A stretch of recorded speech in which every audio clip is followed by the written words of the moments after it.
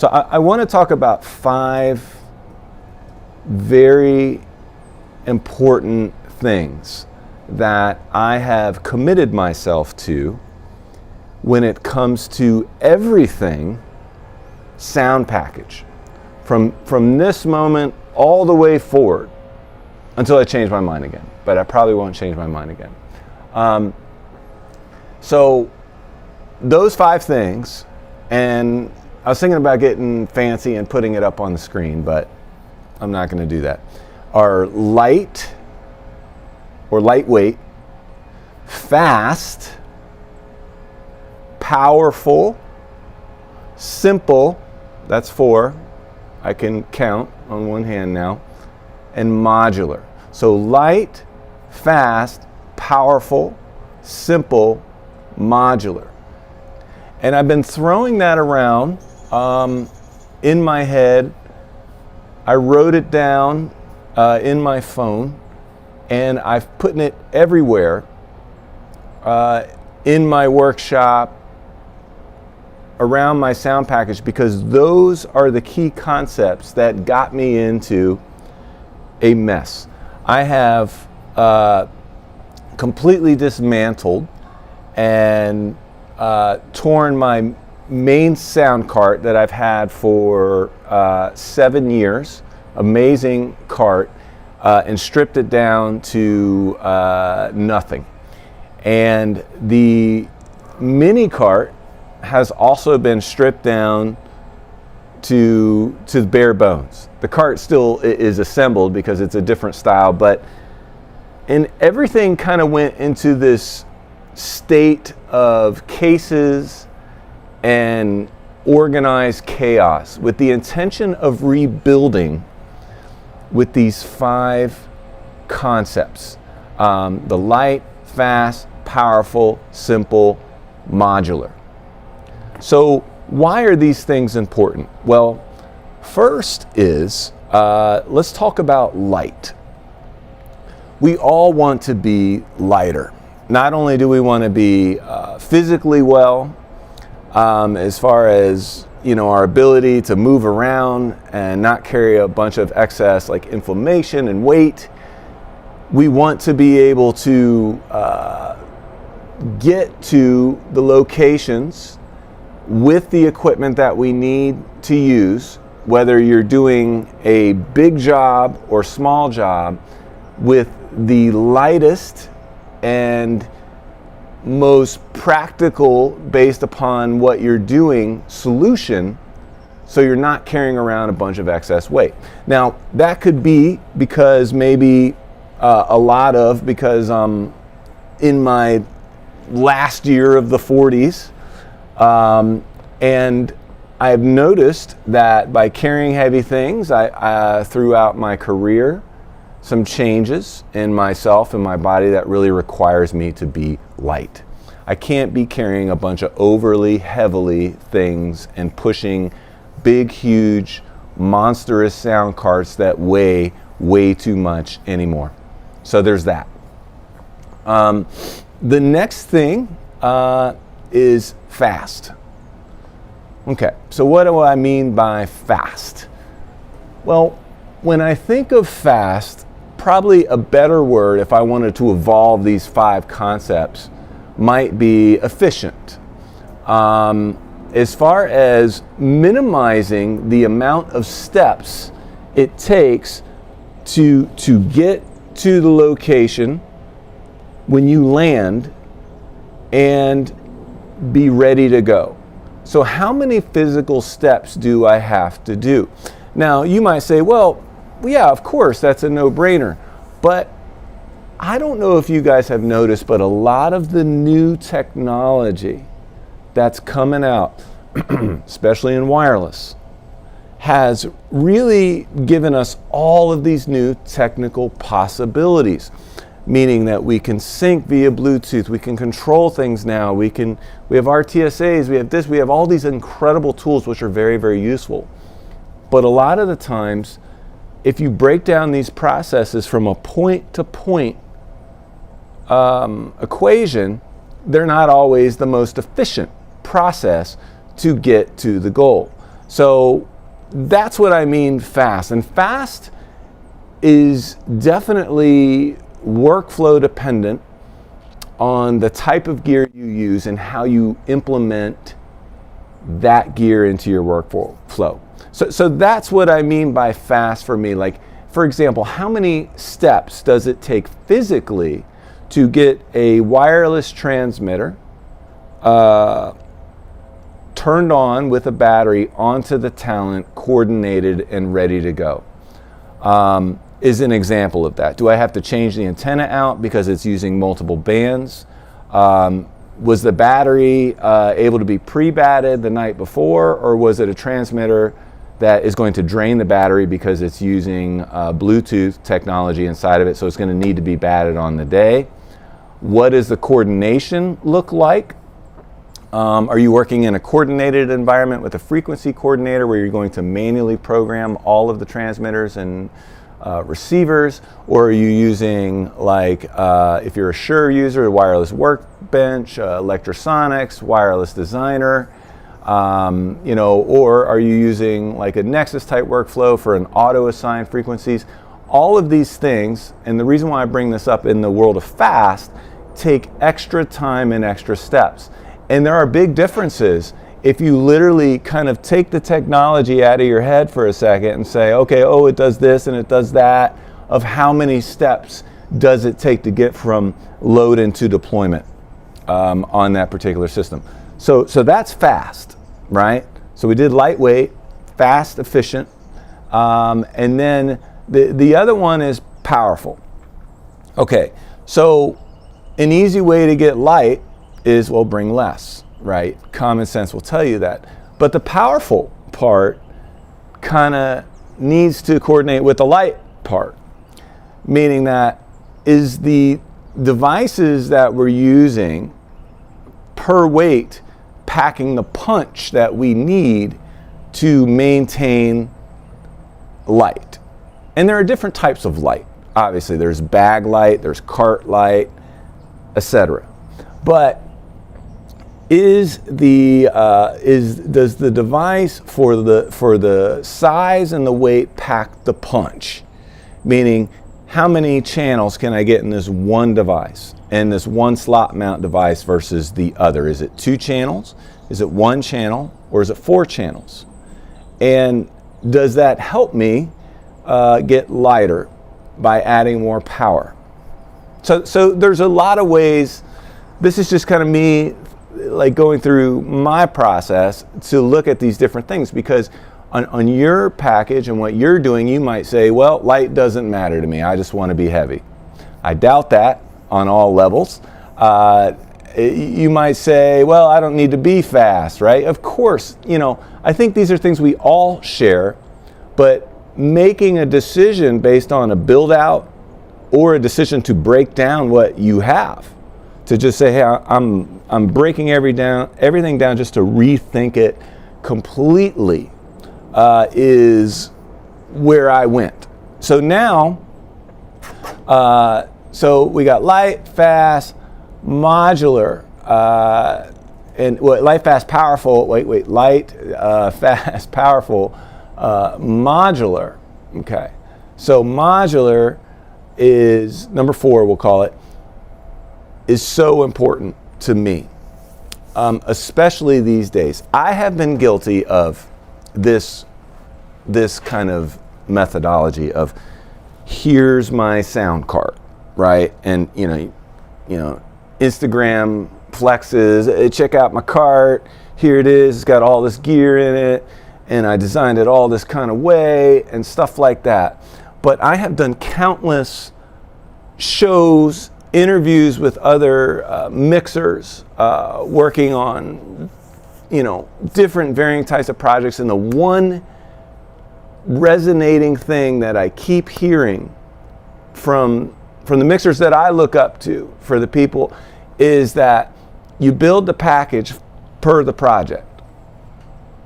Well, from a practical standpoint, if you're in this fixed cart workflow, this is my cart and this is how I work and this is what I do, right?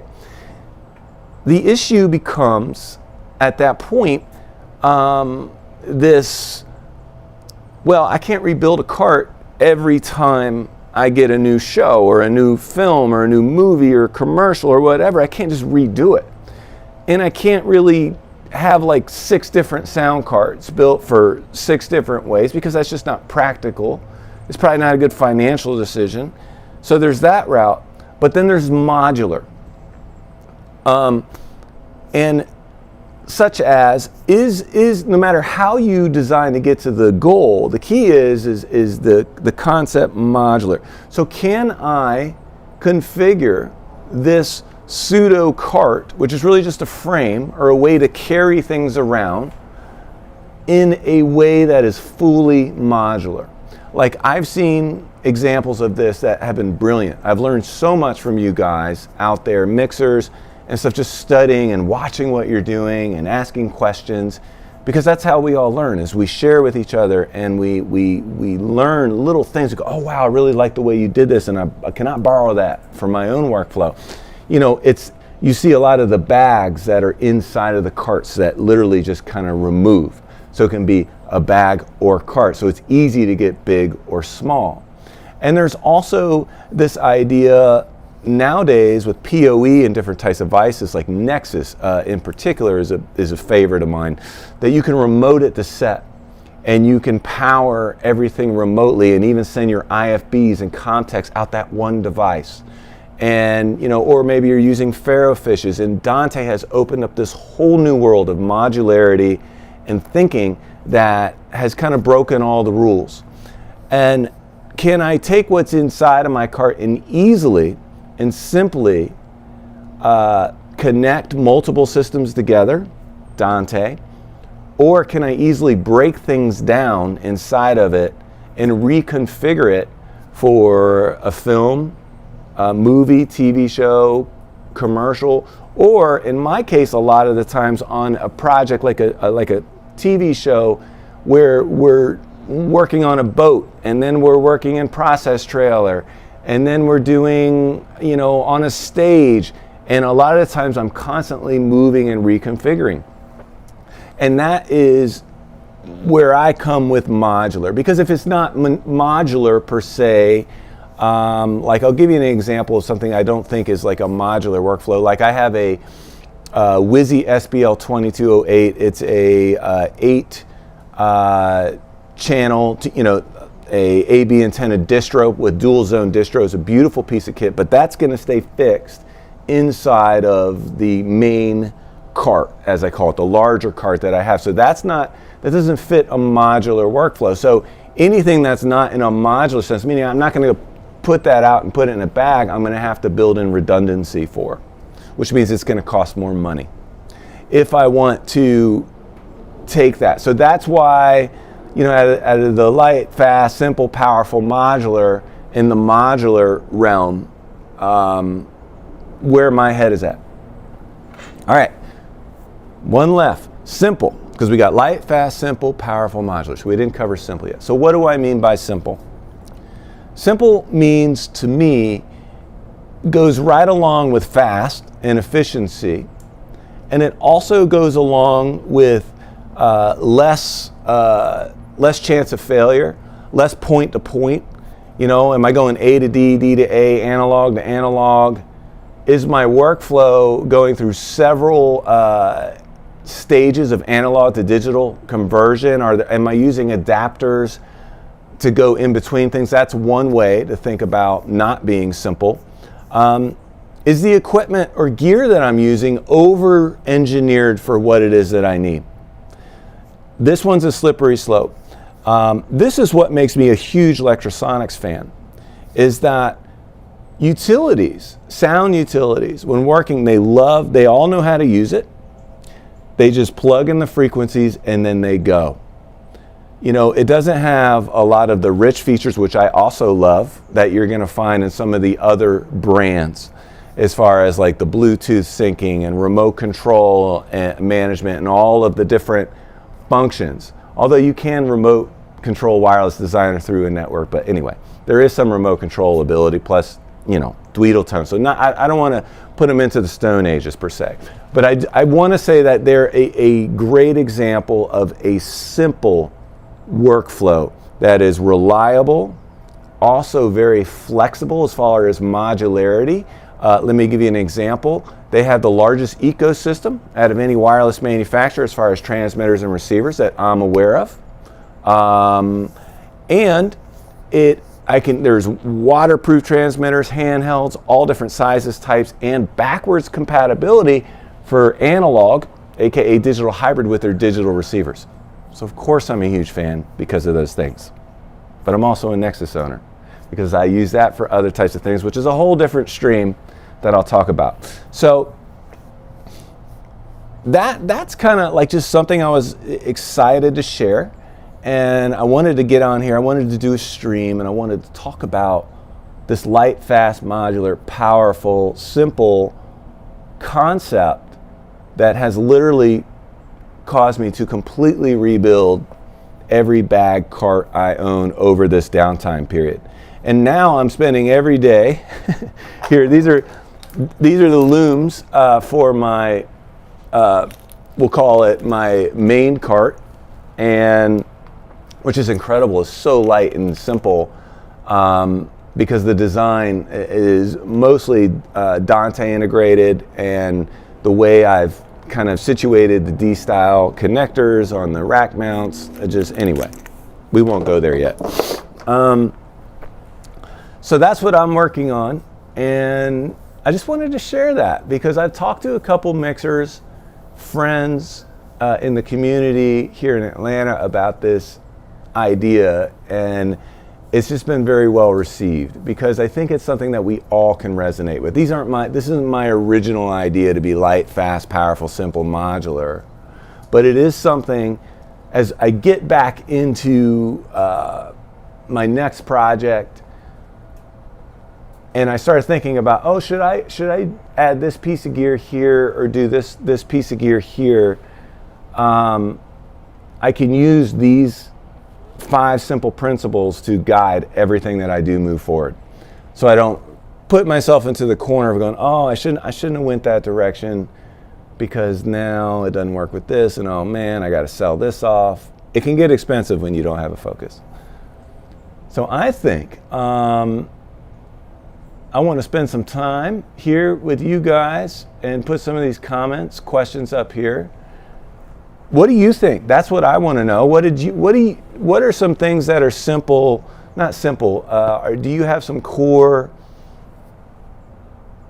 concepts and when you start designing a system for what it is, the projects that you're doing, the things that you're mixing, what are the things that you think about? Is it you just want, hey, I want the latest features? Are you thinking mostly about resale value? Are you thinking about, hey, here's my workflow and this is going to work best with what I'm doing? Or are you thinking, okay, this is my workflow right now, but moving forward on the next, 3 to 4 projects, things could change, and how can what the decisions I'm making today help make the long-term investment? Because ideally, when you do like an upgrade, or I do an upgrade, it's an amazing thing 10, 12, 15 years later, because I did this to sell off inventory and still have that inventory be 70, 80% of its value, which is incredible. So there are certain types of things and decisions we can make that are like, okay, this is a good investment for me. And then no two people are the same. That's the other thing. It's like, I think we can mostly agree on like the where most people are going and the concepts these days that we see, not only mixers doing, but manufacturers. But the decisions vary, really. I think one system, one recorder, one wireless, one cart, obviously there's no one size fits all. And there are advantages to every single system, Aton, digital sound devices, in the recorder world, you might be using Zooms because that's what you're working with, and that has validity too.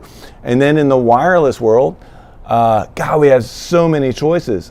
Let's not forget about Deity, my favorite disruptor in the audio market, coming out with innovation and products at like a quarter of the price of everybody else. And then you, of course, have, you know, your Zaxcom, Lectrosonics, sound devices. Oh, sure.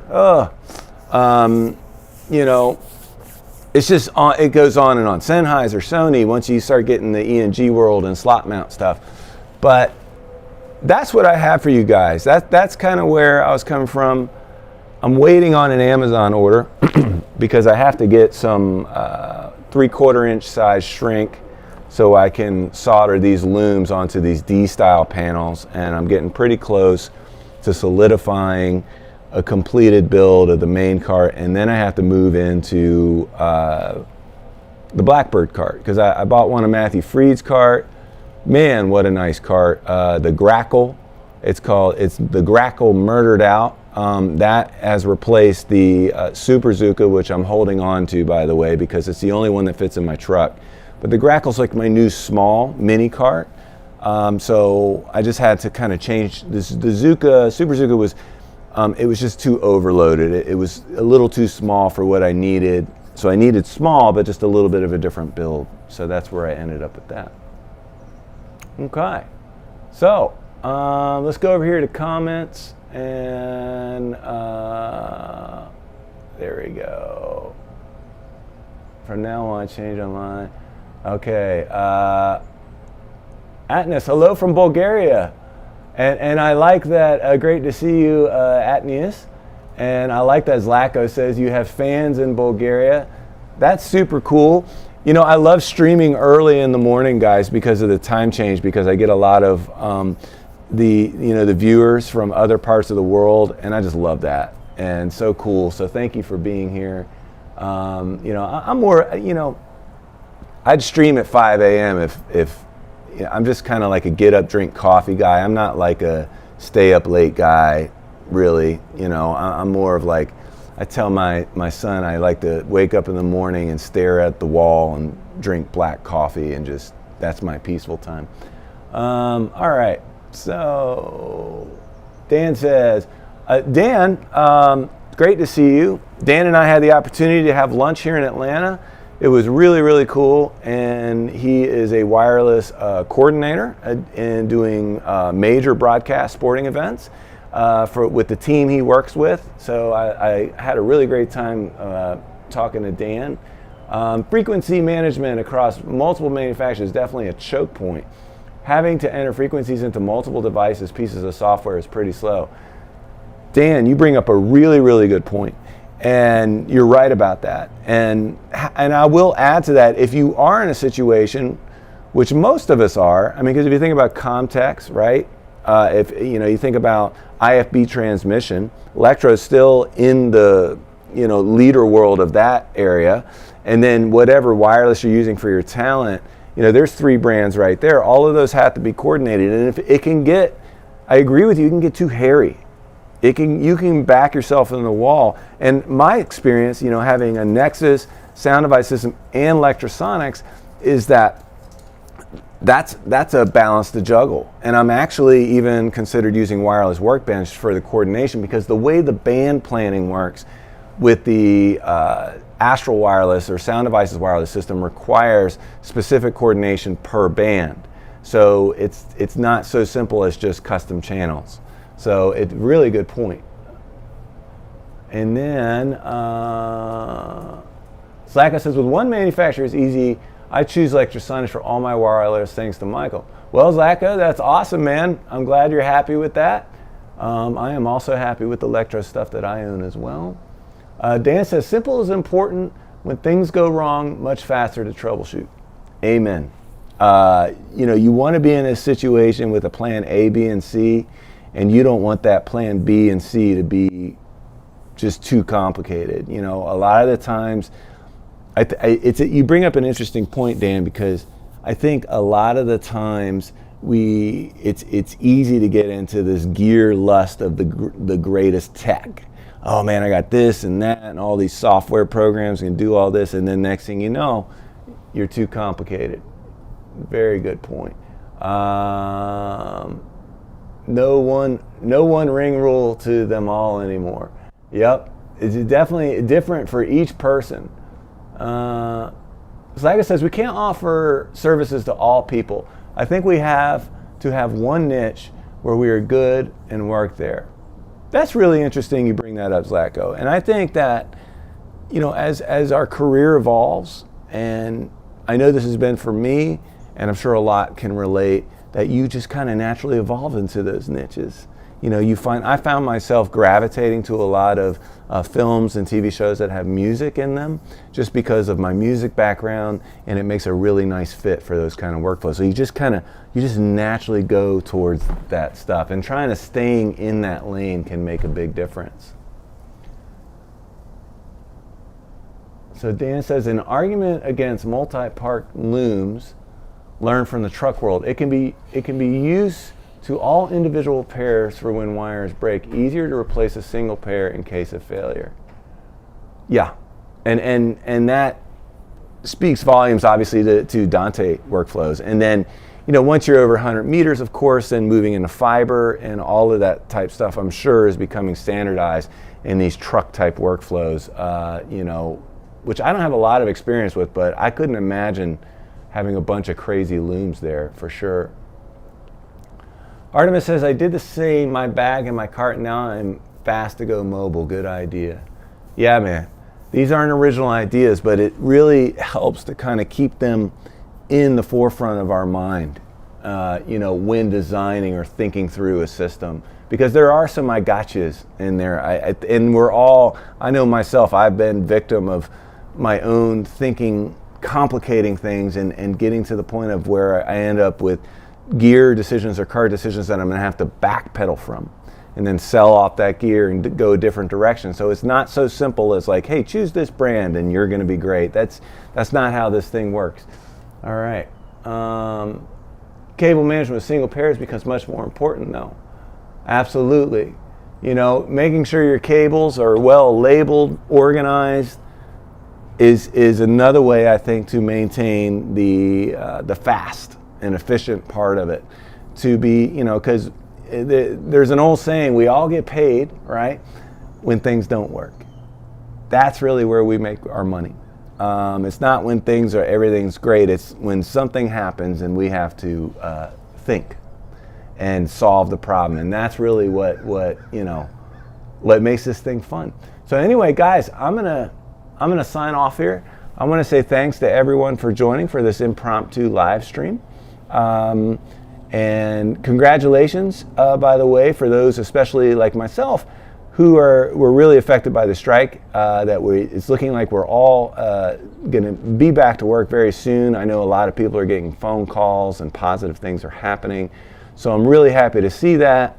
And for not only us film workers and sound mixers, but everyone, the manufacturers, the resellers, everyone. So take care.